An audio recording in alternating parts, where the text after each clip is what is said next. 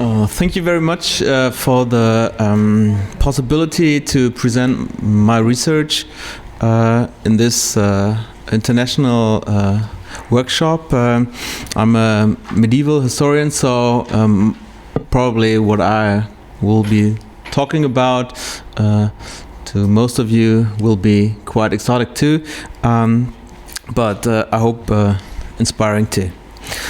So, to date, the social housing of medieval foundations has not been dealt with in scholarship very thoroughly.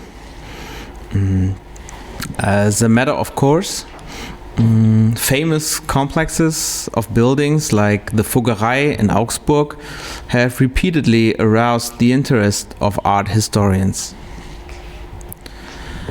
The same is true for the late medieval Gotshäusen of Bruges, the Hofjes of Leiden, the Buden and Gänge of Lübeck, or the various almshouses of the English countryside.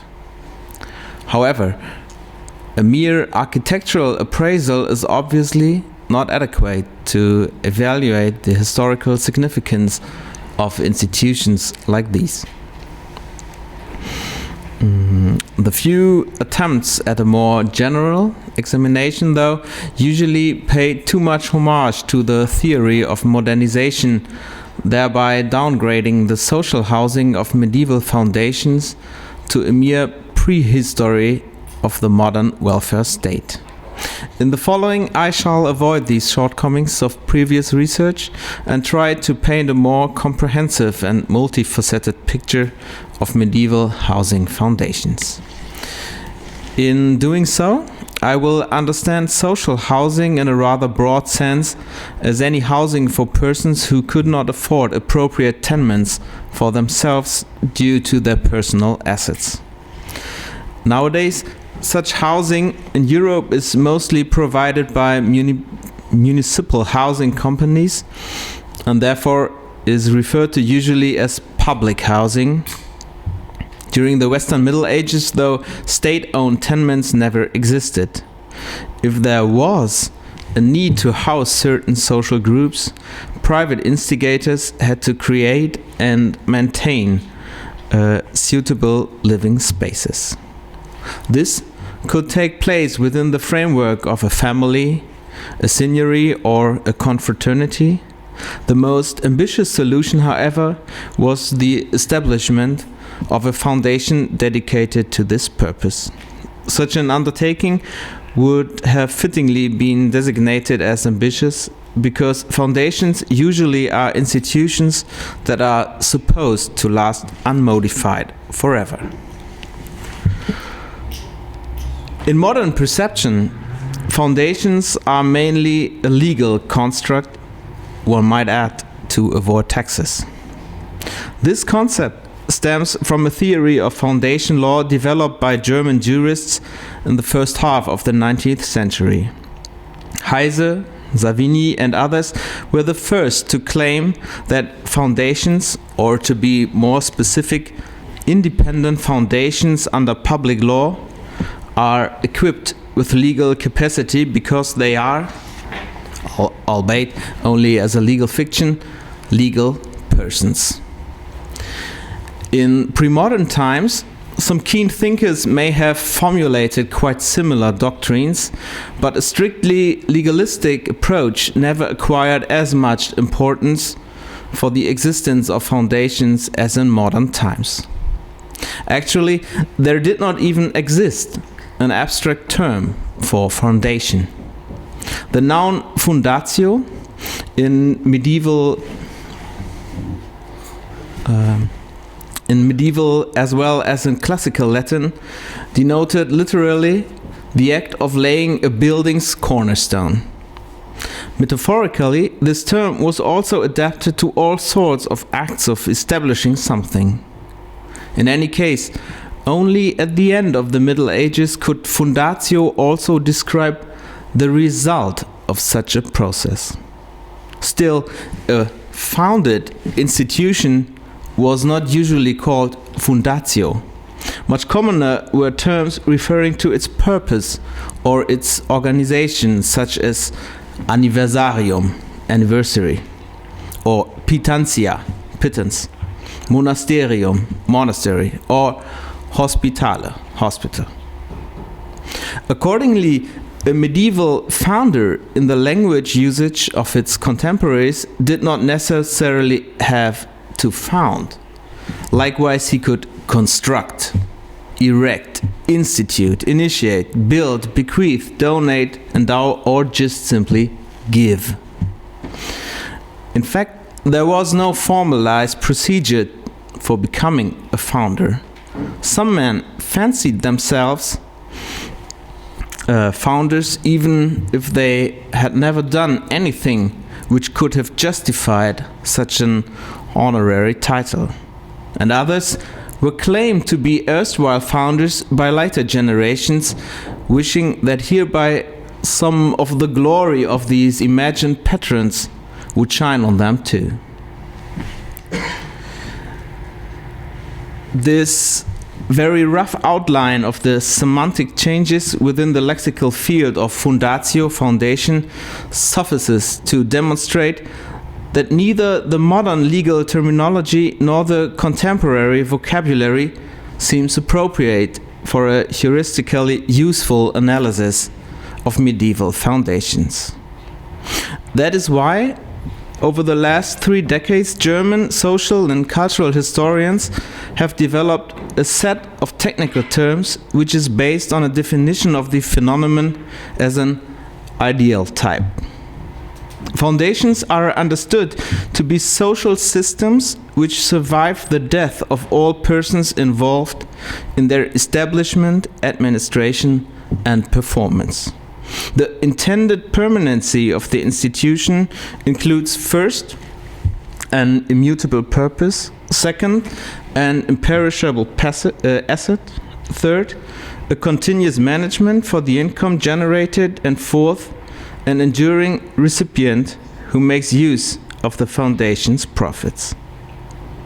In contrast to legal historical approaches, permanency is not understood as an essential or natural quality of foundations, but as precarious. A characteristic that has to be defended against historical change from generation to generation by particular persons or groups of persons. Hence, every medieval foundation constituted a social network that schematically consisted of 4 involved parties: the founder, the administrators who took care of the assets, the beneficiaries who performed the duties, and the custodians who supervised the actions of the former. Usually, the different parties were tied to each other by repetitive gift exchanges. Economically speaking, the founder offered parts of the annual surplus to the administrators, beneficiaries, and custodians. Therefore, they acted on his behalf. In other words, recurring physical gifts by one party provided an incentive for performative gifts by another party. Since all persons involved were to die sooner or later, medieval foundation deeds regularly contained provisions regarding the recruitment of new administrators, beneficiaries, or custodians, be it ex officio, internally, or by election. The founder, however, even post-mortem remained present among the living, because the trustees and donees vicariously performed good works in his name and besieged God to have mercy on him. So, besides legal, social, and economic relationships, medieval foundations heavily influenced religious ones too. In this sense, they have been fittingly characterized as total social facts, using a famous phrase of Marcel Mauss. Obviously, not every medieval foundation had something to do with social housing. The endowment of sacred objects like paraments, liturgical books, or Eucharistic chalices, for example, just served to enhance the liturgy's solemnity.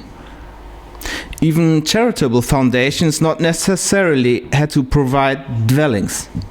Some of these institutions were only established to ensure the nutrition of persons who could not take care of themselves. Others funded the dowries of bourgeois daughters, the pastoral care of captives, or last meals for death row inmates.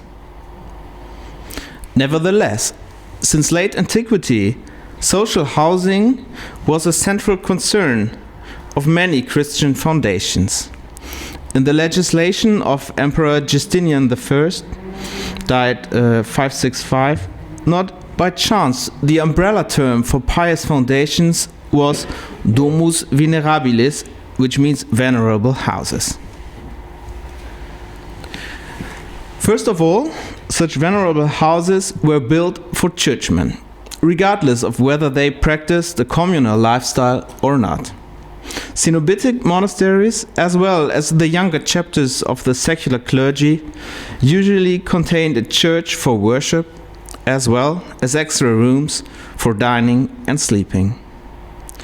Primitive hermitages, in turn, were outfitted with a single space for all different activities of a pious person.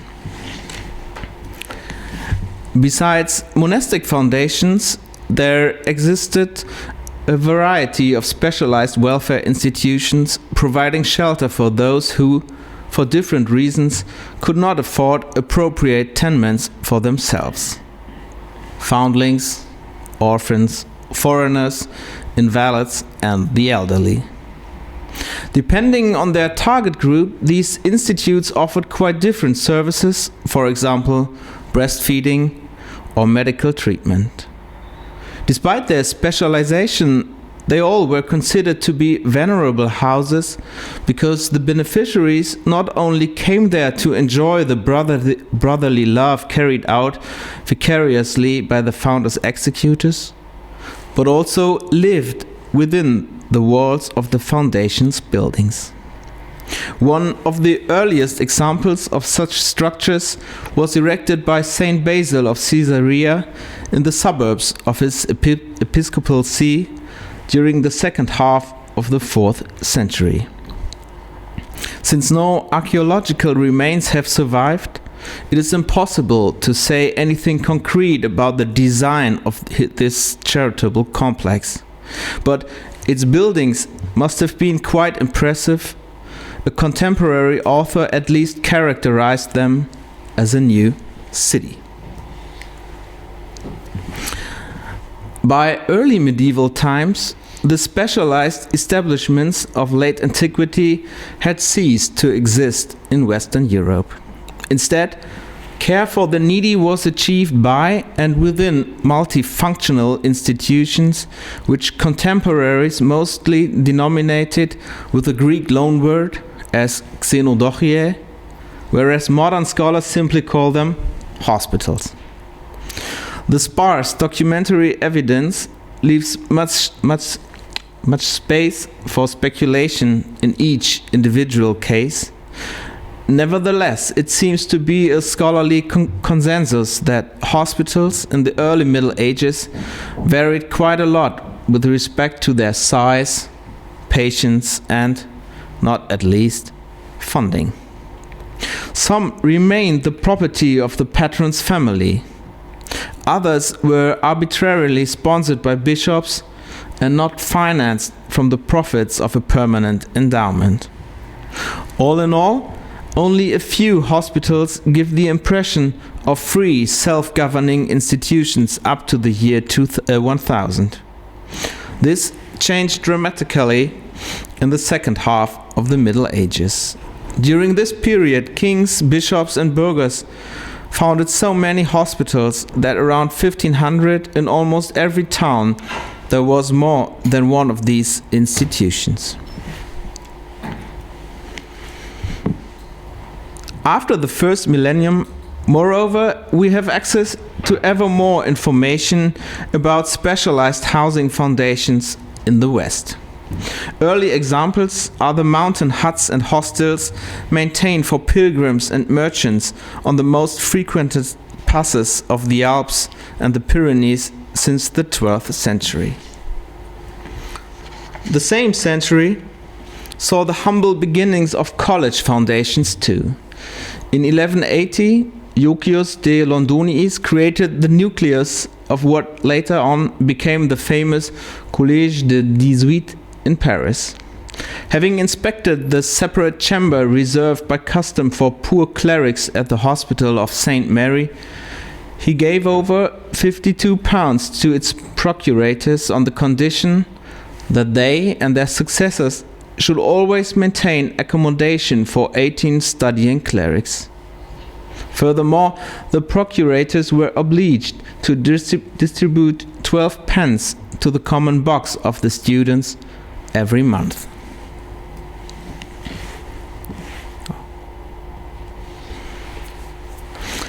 In later times, founders did not limit their benevolence to the bare necessities. They established splendid buildings for their academic beneficiaries, like the Collège de Montaigu, whose walls until the 19th century stood just a few meters from here, namely where Rue Valette enters into Place du Panthéon. More modest, but also characterized by a distinct educational impulse, were the school foundations attached mostly to cathedral or collegiate chapters. Besides a classroom and a separate apartment for the teacher, they were generally outfitted with a common sleeping and dining room for the pupils. From around 1200 onwards, the rise of the cities in the medieval West notably stimulated further forms of separate housing for beneficiaries. Above all, this process affected people suffering from diseases like leprosy, pox, and, in later times, plague. The segregation of infectious persons was indeed partly practiced in some diocesan towns already during the early Middle Ages, but now increasing wealth enabled individual citizens or urban fraternities and guilds to found a plethora of such institutions, preferably just outside the city walls. By comparison, residential assistance for the urban poor underwent a rather opaque and complex development. A very informal solution, and thus a phenomenon quite difficult to study, were the so-called free lodgings that probably came into being during the 14th century.